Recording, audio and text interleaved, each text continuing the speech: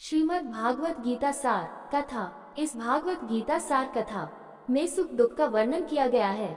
इस भागवत गीता में मानव के लिए हर अच्छे और बुरे कर्मों का वर्णन दिया गया है। दोस्तों, आप सभी चैनल को सब्सक्राइब लाइक करते हैं, जिसमें आप लोगों को कुछ नहीं मिलता, पर इस चैनल पर जीने की राह और ज्ञान भरी बातें मिलती है। तो आपसे निवेदन है कि हमारे चैनल को आप सब सपोर्ट करें और हौसला दें कि हम आप लोगों के लिए अच्छा ज्ञान, अच्छी बातें और अच्छे राह पर चलने के लिए अच्छा ज्ञान आप सबके लिए पहुंचाता रहूं। नमस्कार मित्रों, आप सबका हमारे चैनल पर स्वागत है। दोस्तों, इस चैनल पर सारे वेदों का ज्ञान मिलेगा। भगवत गीता अध्याय 11 श्लोक 23। रूप महत्ते बहुवक्त्र नेत्रं महाबाहो बहुबाहुरूपादं बहुदार बहुदंष्ट्रक्रालं दृष्ट्वा लोका प्रविथितस्तथाम्।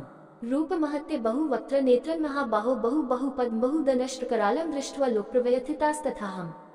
रूपम रूप महत भव्य ते आपके, बाहु अनेक, वक्त्र मुख, नेत्र नेत्र, महाबाहो महाबाहु भगवान, बाहु अनेक, बाहु भुजाएं, उरु जांघें, पदम पैर, बाहु उदरम अनेक पेट, बाहु दंष्ट्रा अनेक दांत, करालम भयानक, दृष्टवा देखकर लोका समस्त लोगों को, प्रव्यथिता भयभीत, तथा इसी प्रकार अहम मैं।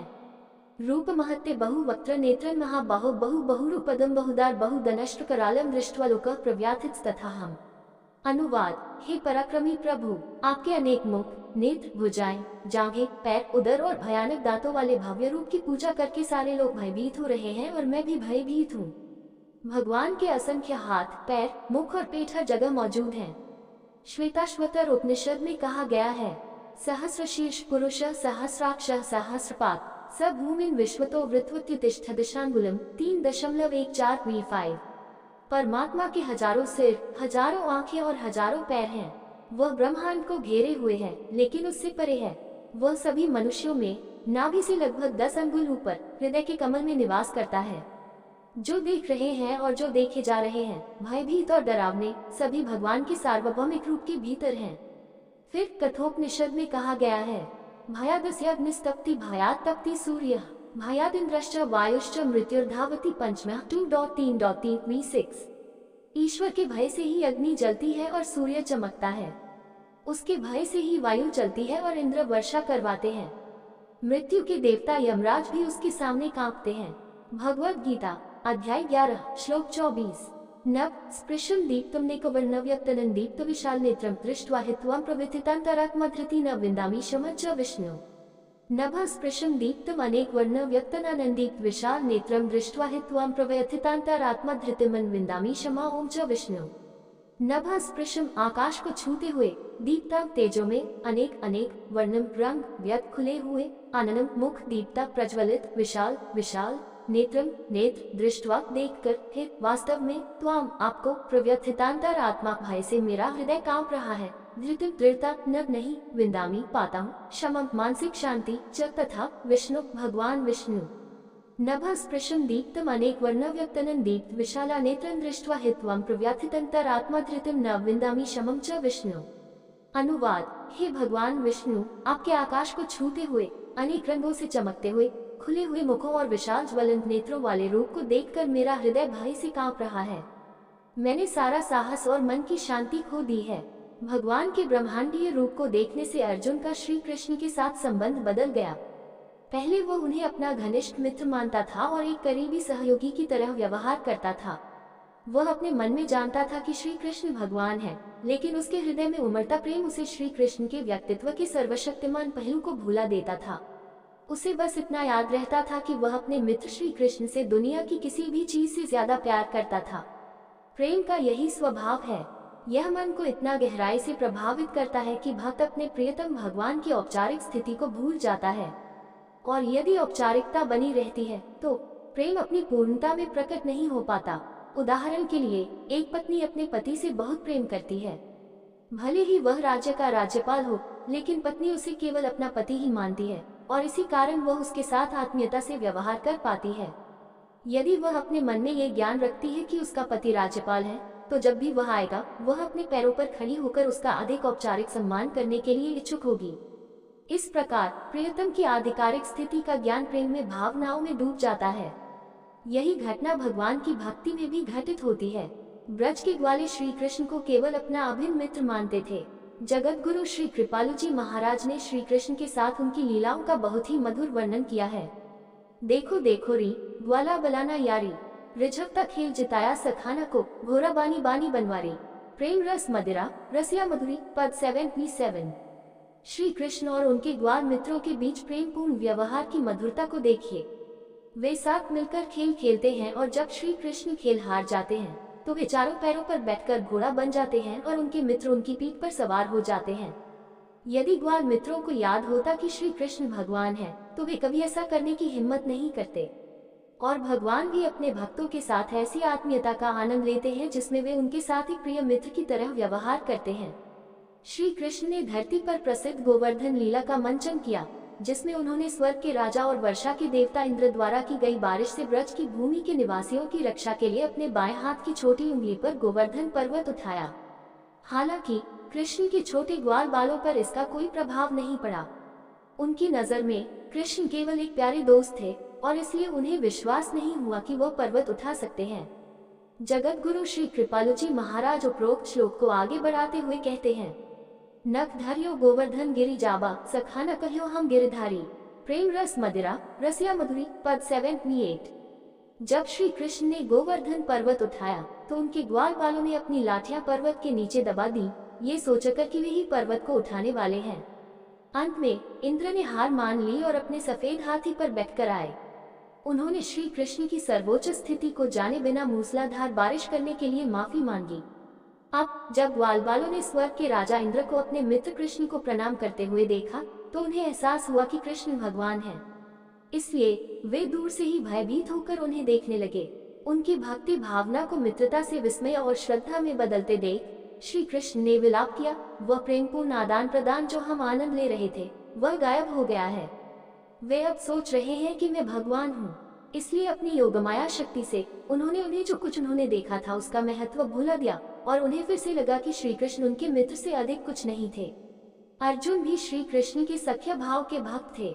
वे श्री कृष्ण को अपना मित्र मानने के आदी थे, इसीलिए उन्होंने श्री कृष्ण को अपना सारथी बनाने के लिए सहमति दी थी। यदि उनकी भक्ति इस तथ्य से प्रेरित होती कि श्री कृष्ण समस्त सृष्टि के सर्वोच्च भगवान हैं, तो अर्जुन उन्हें ऐसी अपमानजनक सेवा करने की अनुमति कभी नहीं देते। लेकिन अब उनके असीम वैभव और अकल्पनीय ऐश्वर्य को देखकर श्री कृष्ण के प्रति उनके भ्रातृभाव की जगह भय ने ले ली। भगवद गीता अध्याय 11 श्लोक 25। दंष्ट्राक्रालानि च ते मुखानि दृष्ट्वा कालानल सन्निभानि, दिशु न जाने न लभे च शर्म प्रसीद देवेश जगन निवास। दंष्ट्रा दांत, करालानि भयंकर, च भी ते आपके, मुखानि मुखों को, दृष्टा देखकर, एव इस प्रकार, कालानल प्रलय की अग्नि, सन्निभानी इकट्ठी होना, दिशाएं, न नहीं, जाने जानता हूँ, न नहीं, लभे प्राप्त की, च तथा, शर्म शांति, प्रसीद करुणा, देव ईशे देवताओं के स्वामी, जगत निवास समस्त ब्रह्मांडों के स्वामी। अनुवाद, प्रलय के समय की प्रचंड अग्नि के सदृश तुम्हारे अनेक मुखों के विकराल दांतों को देखकर मैं भूल गया हूँ कि मैं कहाँ हूँ और मुझे कहाँ जाना है। हे देवेश, आप ब्रह्मांड के आश्रयदाता हैं, कृपया मुझ पर करुणा करो। अर्जुन ने श्री कृष्ण के जिस विश्वरूप को देखा वह केवल श्री कृष्ण के व्यक्तित्व के अन्य स्वरूप है और उनसे भिन्न नहीं है। अनेक अद्भुत और आश्चर्यजनक भगवान की अभिव्यक्तियों को देखकर अर्जुन अब भयभीत हो जाता है और सोचने लगता है कि श्री कृष्ण उस पर क्रोधित है, इसलिए वह उनसे करुणा करने की प्रार्थना करता है। भगवद गीता अध्याय 11 श्लोक 26-27। अमी च त्वं धृतराष्ट्रस्य पुत्रः सर्वे सहवानिपास्थे भीष्मो द्रोण सुपुत्रस्तथा सौस्मस्मदीयैपि योद्मुख्य वक्त्राणि ते त्वर्माना विष्णुदंस्त्रकालानि धोघानि केचिद्विल्ना दशनान्तरेषु सन्दर्शन्ते आकृतिशितारुत्तमान्गे। अमी च त्वं धृतराष्ट्रस्य पुत्रः सर्वे सहवानिपालसंघ्यः भीष्मो द्रोणः सुपुत्र तथा सौसाहस्मदीयैरपि योद्धामुख्य वक्तानि ते त्वर्माना विशान्ति दंष्ट्राकलानि भयानकानि केचिद्विलाग्ना दशनान्तरेषु सन्दर्शिष्यन्ते चूर्णित उत्तमान्गे। अमी ये च तथा त्वम आप धृतराष्ट्र का पुत्र सवेत सब से साथ सम अवनिपाल उनके सहयोगी राजा संघ्य सभा भीष्म द्रोणाचार्य सुपुत्र कर्ण तथा और भी असो ये सह साथ अस्माद्य हमारी ओर से अपि भी योद्धा मुख्य सेनापति वक्त्रानी मुख ते आपका त्वरमाना दौड़ते हुए विशंति प्रवेश करते हैं। दंष्ट्रा दांतों में करालानी भयानक भयानकानी डरावने केचित कुछ विघ्ना फंसते हुए दशरंतरेषु दांतों के बीच संदृश्यन्ते देखे जाते हैं। चूर्णितः चूर्ण होते हुए उत्तमंगै सिर अमी च त्वं धृतराष्ट्रस्य पुत्रः सर्वे सहवानीपाल संज्ञः भीष्मो द्रोणः सुतपुत्र तथा सौसहस्मदीयैरपि योद्धा मुख्यः वक्त्राणि ते त्वाराम्ना विशन्ति दंशत्रकालानि भयङ्कानि केचिद् विलाग्ना दशान्यत्रेषु संदृश्यन्ते चूर्णित उत्तमांगैः। अनुवाद। मैं देख रहा हूँ कि धृतराष्ट्र के सभी पुत्र, उनके सहयोगी राजा भीष्म, द्रोणाचार्य, कर्ण तथा हमारे पक्ष के सेनापति भी आपके भयंकर मुंह की ओर भाग रहे हैं। मैं देख रहा हूँ कि कुछ के सिर आपके भयंकर दांतों के बीच कुचले हुए हैं। भगवान के दांत क्या हैं, जिनका जिक्र अर्जुन कर रहे हैं? उन्होंने पिछले श्लोक में भी इनका जिक्र किया है। हम अपने भोजन को पीसने के लिए अपने दांतों का इस्तेमाल करते हैं। भगवान के दांत उनकी विनाशक शक्ति है जो समय बीतने के साथ सभी को मौत के घाट उतार देती है। अमेरिकी कवि H.W. लॉन्गफेलो ने लिखा, यद्यपि ईश्वर की चक्की धीरे धीरे चलती है, फिर भी वे बहुत बारीक पीसते हैं। यद्यपि वह धैर्य के साथ प्रतीक्षा में खड़ा है, वह सबको सटीकता से पीसता है। V9। अर्जुन महान कौरव सेनापतियों भीष्म, द्रोणाचार्य और कर्ण और साथ ही कई पांडव सेनापतियों को भगवान के मुंह में घुसते हुए देखता है ताकि वे उनके दांतों तले कुचले जा सके। वह भगवान के ब्रह्मांडीय रूप में आसन भविष्य को देख रहा है। चूंकि भगवान समय की सीमाओं से परे है, इसलिए भूत, वर्तमान और भविष्य वर्तमान में उनके भीतर दिखाई देते हैं। कौरवों और पांडवों के पितामह भीष्म शांतनु और गंगा के पुत्र थे। अपने पिता की पुनर्विवाह की इच्छा को पूरा करने के लिए भीष्म ने राजगद्दी का अधिकार त्याग दिया और आजीवन ब्रह्मचर्य का व्रत भी लिया। हालांकि भीष्म ने दुर्योधन का समर्थन करना जारी रखा, जबकि उन्हें अच्छी तरह पता था कि वह दुष्ट है और पांडवों के अधिकारों का हनन कर रहा है। इस प्रकार अच्छाई बनाम बुराई के इस युद्ध में उनकी मृत्यु तय थी। श्रीमद्भागवतम में भीष्म की भगवान से प्रार्थना का वर्णन है, जब वह अपने जीवन के अंत में बाणों की शैया पर लेटे थे। सपदि सखी वाचो निष्मय मध्ये निज परयोर बलयो रथ निवेश्य स्थितवती पर सैनिकायु रक्षणा हृतवती पार्थ स्थिर रातिर ममस्तु 1.9.35 V10।